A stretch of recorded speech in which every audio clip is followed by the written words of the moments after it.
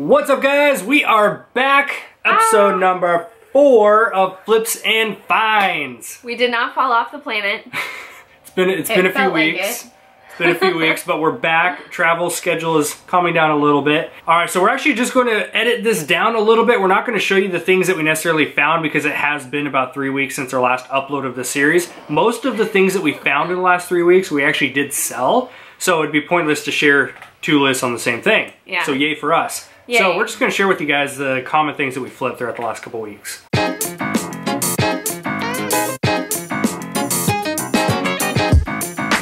So my first flip of the week, I'm so excited.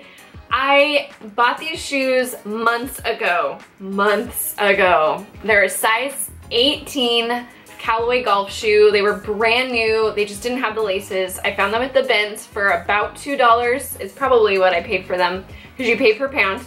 So I probably paid around $2 for them. I hung on to these guys for a little bit. I'm not going to lie and tell you, oh, I sold them the day that I listed them.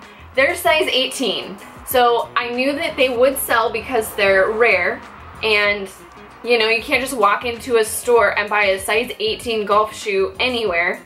So I knew I could hang on to them and eventually make my money. So I did. I finally sold them for $60. I did pay for shipping, so minus the fees and shipping, I made $36 total profit. Size 18. Size 18, and now I can say that I sold as a size 18. Crazy. Next up was a Polaroid 600 Business Edition. I picked this guy up for $5 at a garage sale. Highly recommend you keep your eye open for anything Polaroid, especially if you can get it for under 10 bucks. You can usually make some good margin on it. So this ended up selling for $29.99. I did pay a few extra bucks because I covered shipping, but after fees and shipping and my buy cost of $5, I was able to still pull out a $14 profit on this. So while at the bins, I did find a Fiona dress from the movie Shrek, and I was super lucky to find this. It's really close to Halloween, so Goodwill's always usually hoarding all of their costumes, and I don't know, this just ended up in the bin, so I was lucky that day. So it was perfect condition, wasn't missing any pieces, it was beautiful. I put it up on my mannequin. I probably spent 50 cents for this little guy. I posted it up for $25 and it sold like 4 or 5 days later. Really fast sale. So with fees and shipping, I pulled out about $22. Next up from one of our previous episodes on our finds list was this Mouse Pro trackpad with the big ball. So I had this guy listed for about a week and it did just sell for 50 bucks. It was international, so they paid shipping. I didn't have to cover anything. So after fees and shipping, I was still able to pull out a $33 profit on this one, so I was happy with that. Woohoo! Okay, so I love to shop the bins, and a few months ago I found this Patagonia jacket, and I have been holding on to it for a while. I did price it kind of high, and then I did come down a little bit as we were approaching winter, and I decided it's okay to let it go for a little less than I was expecting. So it's this really nice fleece Patagonia like side zip up jacket with this like cowl neck. It was gorgeous. I did sell it for $45, so minus fees and shipping, I profited $33. So just this last weekend, we were up in the Portland area, found a garage sale. We really were just kind of hitting dud after dud after dud. Finally had this win. We pull up to this garage sale, go check it out. The first thing that I see is something I personally just bought not too long ago. I found this at another garage sale a few months ago and I paid 15 bucks for it. It's a beer tap handle from one of our local breweries in Ninkasi. So these can usually go for some money, especially the popular brands like this. I bought this for my own personal collection. 15 was a deal for it. So when I came up to this garage sale, I saw a bin of them and he had a price tag of $1 each.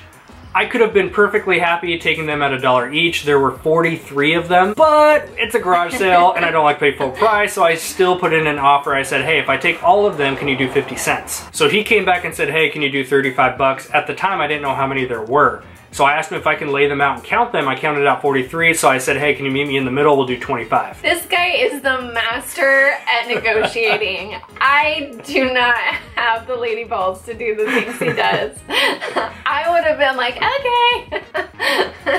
So I love a good negotiation. He had fun with it. He just wanted to get rid of them. He asked me if I owned a bar. I straight up told him, like, hey, I run an e-commerce business and these are gonna be some great flips. He's like, sure, take them. So it worked out in our favor. As you can see right here, I got them all cleaned up, laid out. Some of these are worth some good money, especially those Ninkasi ones. Other ones are only gonna be worth a few bucks. Now, right after listing them, we sold the 2 Coors Light ones immediately within a couple days of being listed. Those sold for $10 each and they paid for shipping. So after fees and shipping, I only paid 58 cents each is what my math came out to, and I still made about an $8 profit each. Whenever we go to a garage sale and I want Charles to make a really good deal, I'll just like hand him all of my stuff. Here you go. Like, here, do your stuff. I don't know. It's amazing.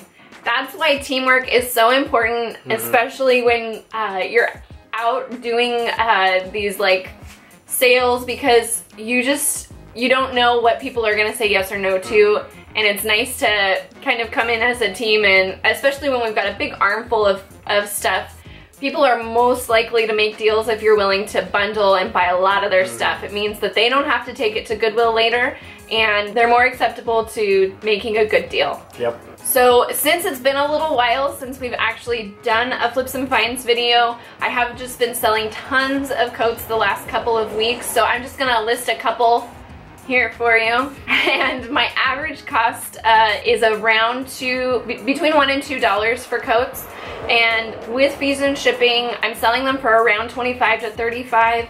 Fees and shipping I'm making between $17 and $22 profit. So always keep your eyes out for a good coat, especially if it's season. Always pay attention to what seasons, not necessarily that you're in, but you're coming up on. So Christmas is just around the corner. I know it's hard to even wrap your mind around, but it is coming. So next up, one of my favorite items I was picking up throughout the entire garage sale season this year was VCR DVD combos. These things are literally gold, and people always ask why people pay extra for these, or why people would pay so much just for a VCR. If you don't know by now, last year VCRs, manufacturers made the announcement they are no longer making them. So VCR value went tremendously up.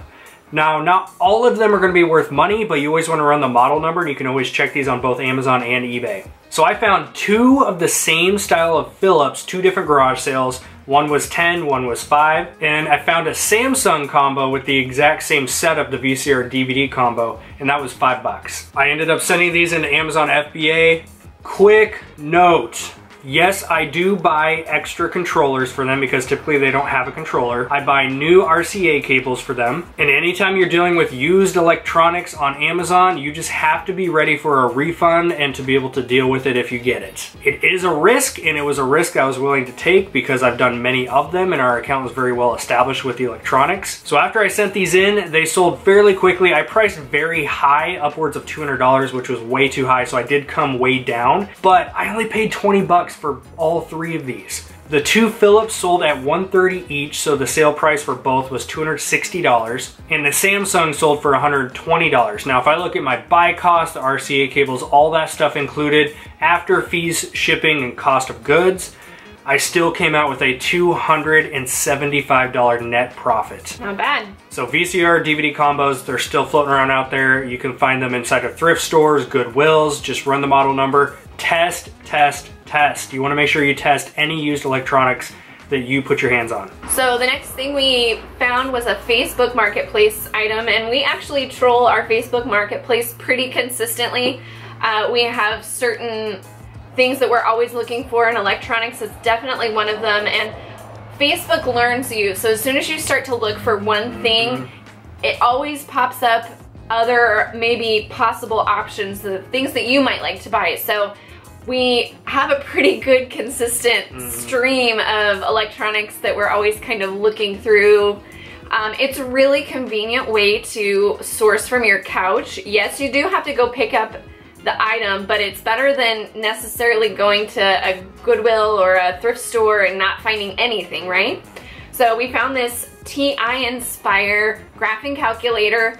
It's a little different than the TI-84s or 83s. We bought it on Marketplace for $10. We sold it yesterday actually for $50.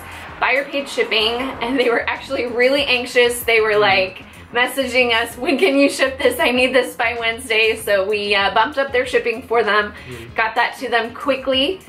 which is always great. People really appreciate that. So with fees and shipping, we made $33. Not bad. Last but not least, one of my personal favorites, TI-84 Plus. If you guys can find these things for under $30-ish, the closer to $10 the better.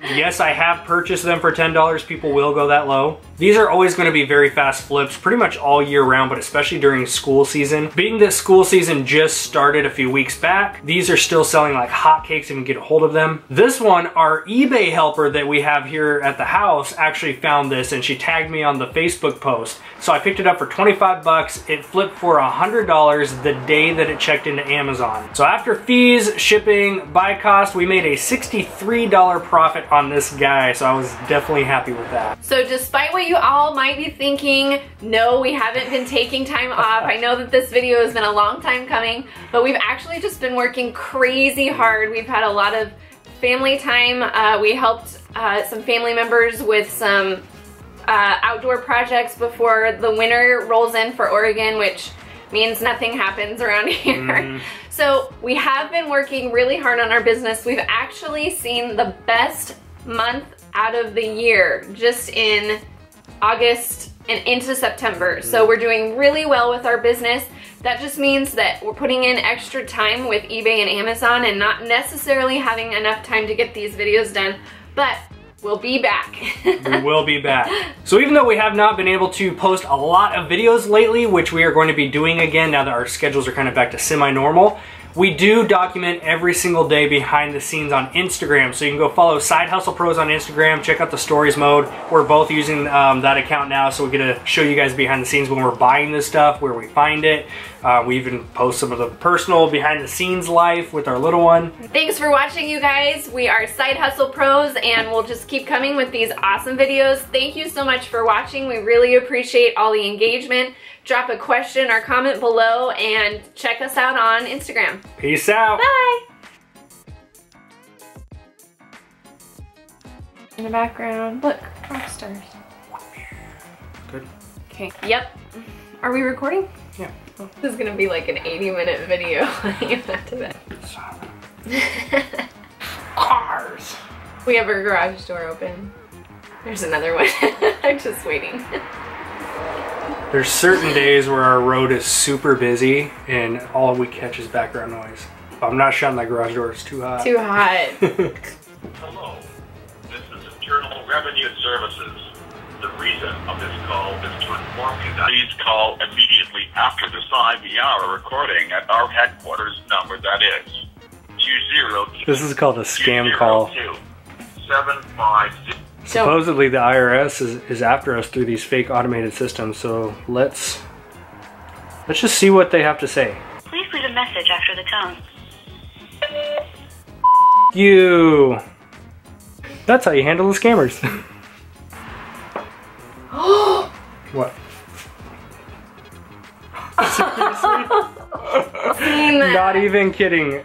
2 seconds later, after I left that voicemail, this is the text we get back. I can't even make that up right now. So if you guys want a number to mess with, there you go.